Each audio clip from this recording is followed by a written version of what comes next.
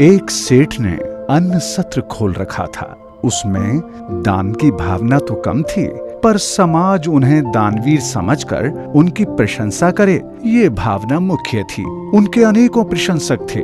सेठ का थोक का व्यापार था। वर्ष के अंत में अन्न के कोठारों में जो सड़ा गला अन्न बिकने से बच जाता था, वो अन्न सत्र के लिए भेज दिया जाता था।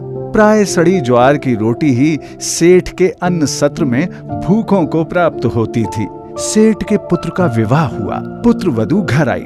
वो बड़ी सुशील, धर्मज्ञ और विचारशील थी। उसे जब पता चला कि उसके ससुर द्वारा खोले गए अन्न सत्र में सड़ी ज्वार की रोटी दी जाती है, तो उसे बड़ा दुख हुआ।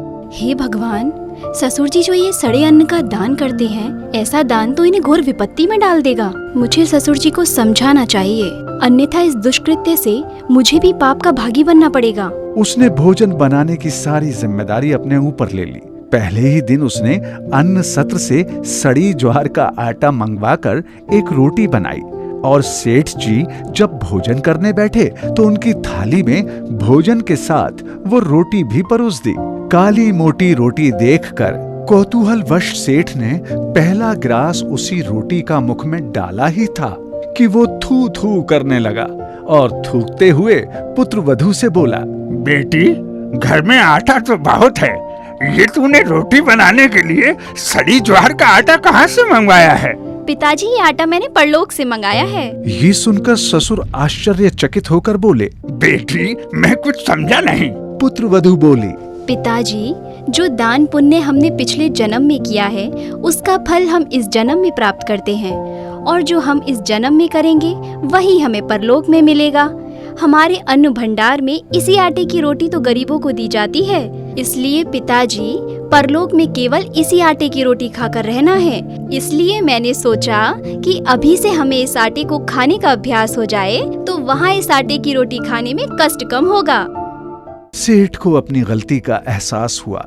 उन्होंने अपनी पुत्र वधू से क्षमा मांगी। बेटी, आज तुमने मुझे ये एहसास कराया है कि मेरा ये कर्म कितना दूषित है। मुझे क्षमा कर देना। आज से अन्न सत्र में भोजन की स्वच्छता और शुद्धता का विशेष ध्यान रखा जाएगा। बेटी, किसी भी भूखे को बिना भोजन कराए नहीं जाने दिया जाएगा।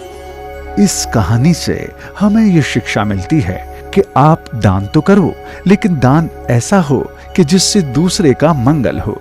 जब आप मंगल की भावना से दान करते हो, तब दान लेने वाले का भला तो होता ही है, साथ ही साथ आपका लोक और परलोक दोनों ही सुधर जाते हैं। दान करते समय ये भावना नहीं होनी चाहिए कि लोग मेरी प्रशंसा करें, वाहवाही करें। दान इतना गुप्त हो कि देते समय आपके अपने स्वयं के दूसरे हाथ को भी पता न लगे।